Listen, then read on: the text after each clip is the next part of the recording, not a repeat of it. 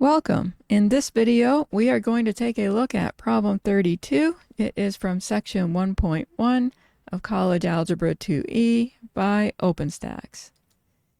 In this problem, we need to evaluate the expression using the given value of the variable. Okay, our variable is y and its value is -2.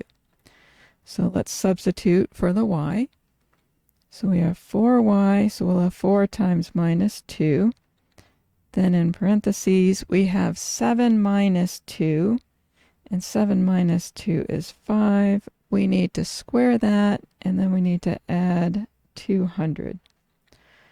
Okay, let's take care of squaring the 5. So we've got 4 times -2. 5 squared is 25, and then add 200. Okay, let's do the 4 times -2. That is -8. Times 25 and then plus 200. -8 times 25 is -200, and then we have plus 200. That adds up to 0. And so our final answer is 0.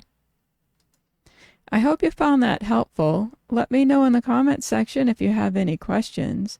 Thank you for watching, and I'll see you in the next one.